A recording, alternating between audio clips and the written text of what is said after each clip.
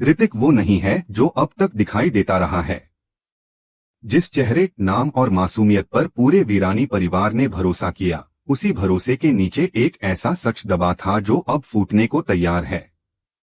शांति निकेतन, जहां रिश्तों की पवित्रता, परंपरा और विश्वास की कस्में पीढ़ियों से खाई जाती रही हैं, आज उसी दहलीज पर एक ऐसा तूफान खड़ा है जिसकी आहट पूरे घर की नींद हिला देने वाली है।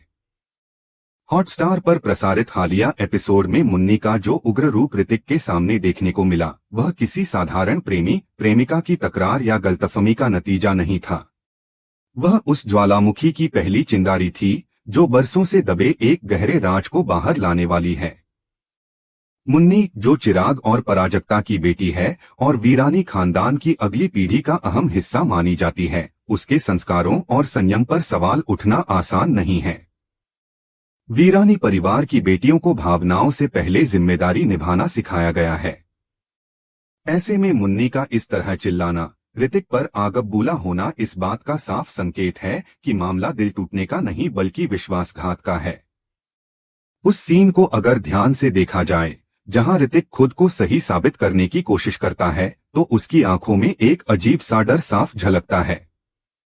वह डर वैसा नहीं है जैसा किसी मासूम इंसान के चेहरे पर आरोप लगने पर होता है, बल्कि वैसा है जैसा किसी ऐसे शख्स की आंखों में होता है जिसका राज खुलने वाला हो। असल मोड़ तब आता है जब हम मुन्नी के गुस्से के पीछे की वजह को समझने की कोशिश करते हैं। संकेत, घटनाएं और बीते कुछ एपिसोड्स को जोड़ने पर यह साफ होता है कि मुन्नी के हाथ कुछ ऐसा लग चुका है जो ऋतिक के पूरे अस्तित्व पर सवाल खड़ा करता है।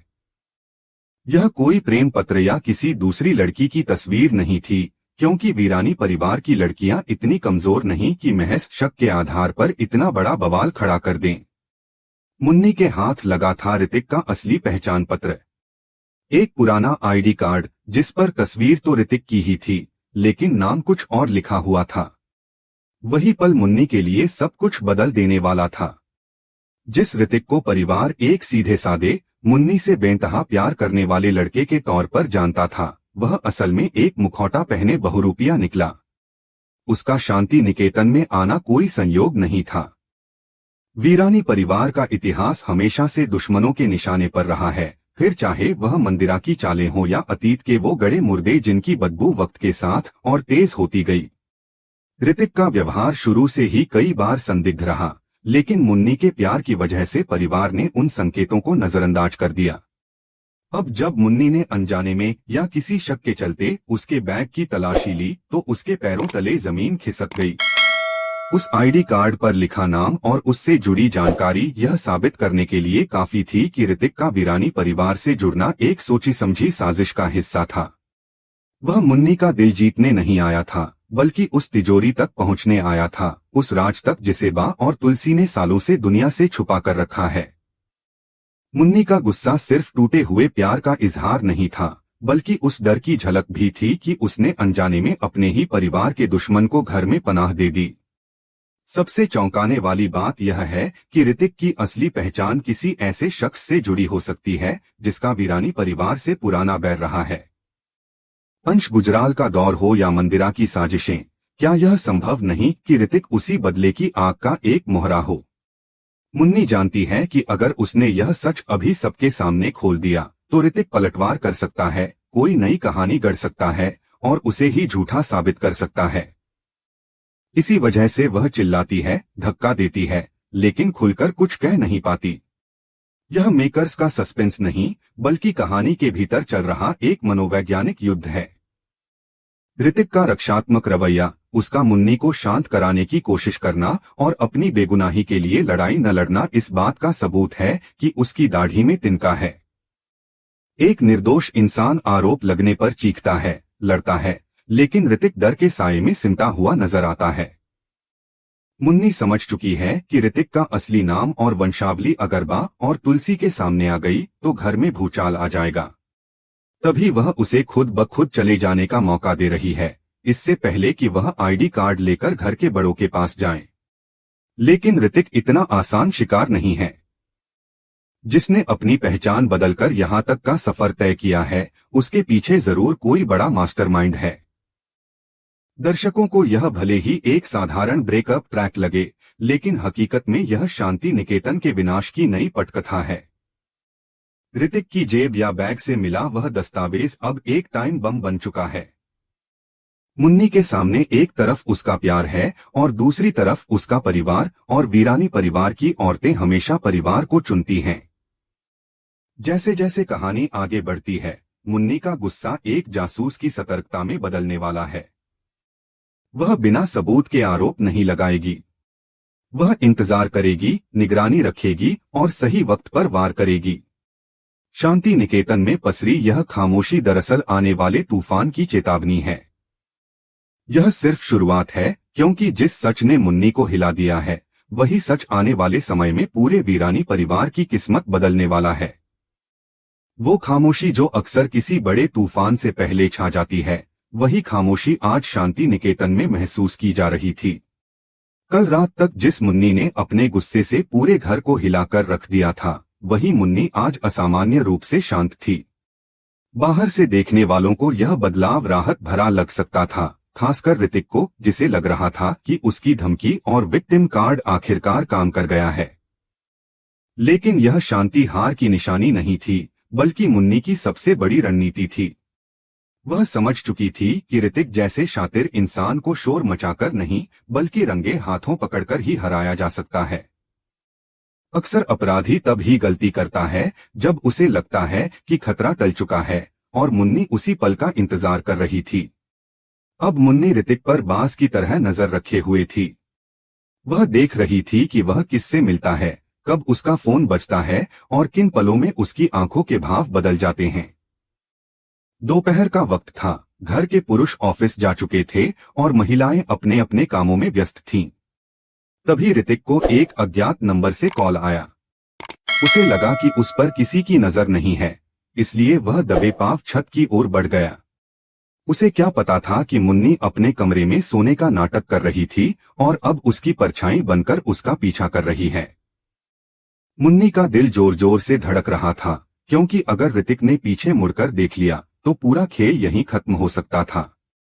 छत पर ऋतिक की आवाज में वह बनावटी नरमी नहीं थी जो वह परिवार के सामने दिखाता था।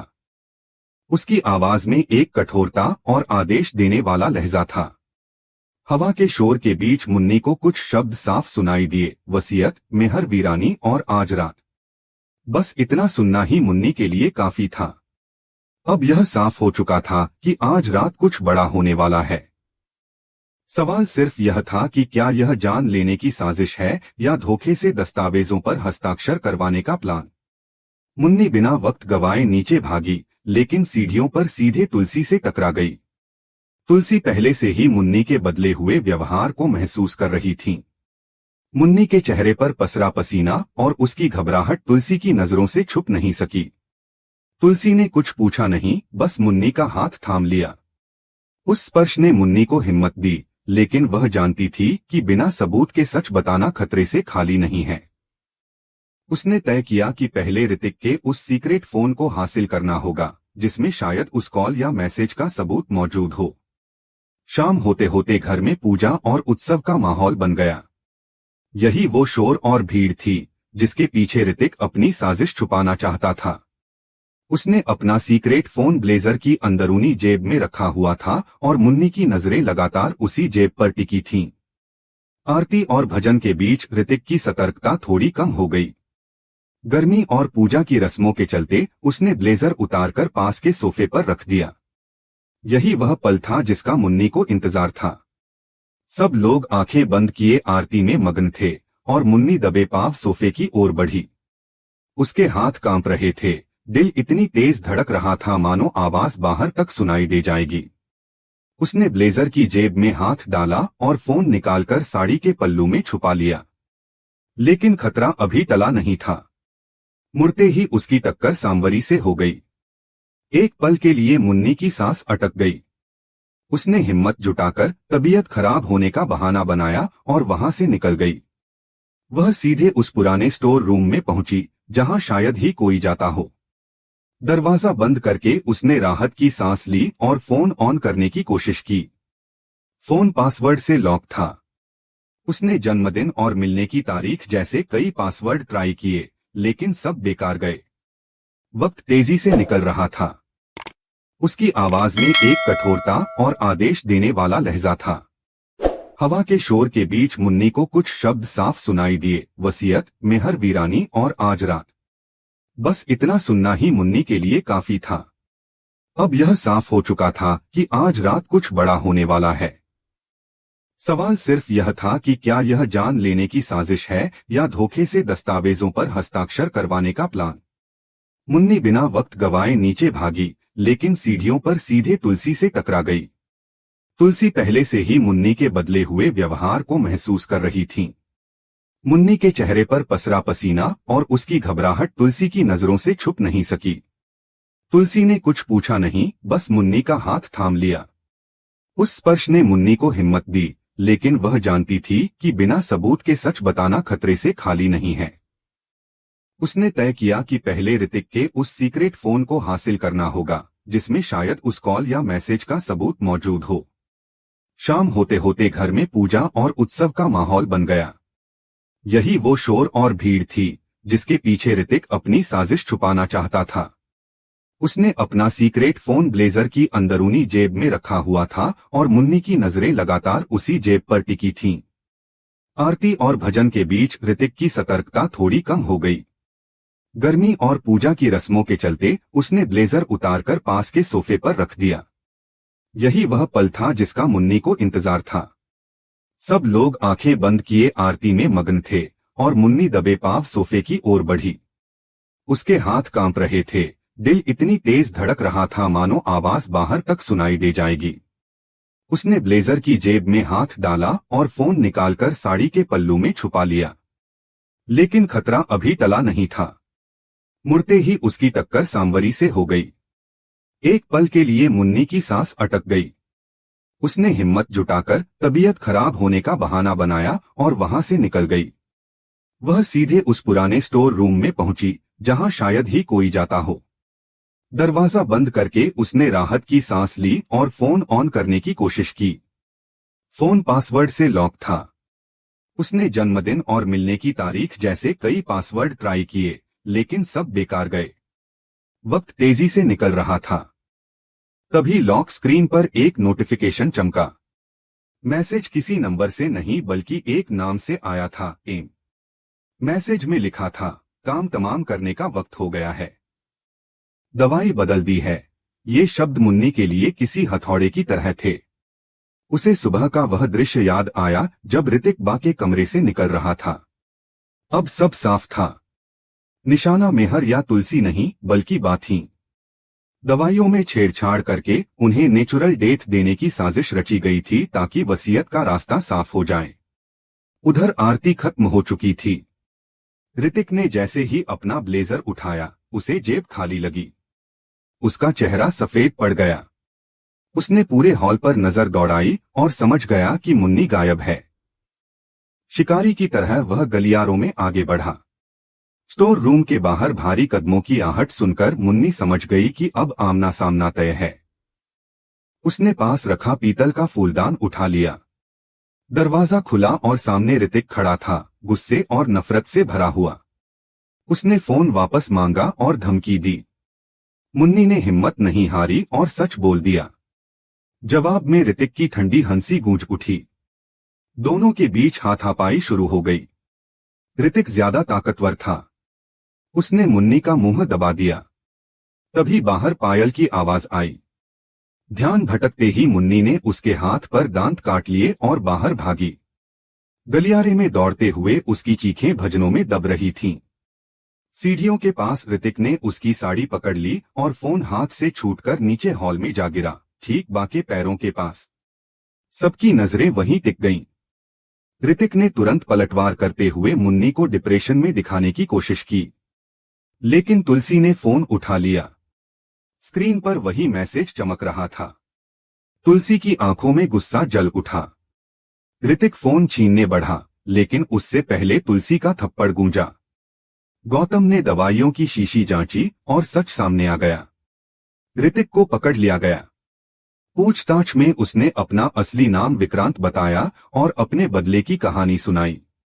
वह वीरानी इंडस्ट्रीज के पुराने मैनेजर का बेटा था, जिसने जेल में आत्महत्या कर ली थी। उसका मकसद शादी के जरिए जायदाद हड़पना और परिवार को बर्बाद करना था। सच जानकर मुन्नी टूट गई, लेकिन उसने हिम्मत दिखाई। पुलिस ऋतिक को ले गई, मगर जाते जाते वह धमकी दे गया कि खेल खत्म नहीं हुआ है। रात के सन्नाटे में जब सब थककर सो चुके थे, कैमरा बगीचे में खड़ी एक काली छाया पर ठहरता है। वह किसी को मैसेज भेजती है, प्लान ए फेल हो गया, अब प्लान बी शुरू करो।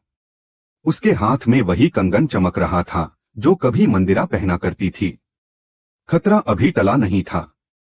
ऋतिक तो सिर्फ एक मोहरा था, असली खिलाड़ी अब भी पर्दे के पीछे था और वीरानी परिवार के लिए असली जंग अब शुरू होने वाली थी।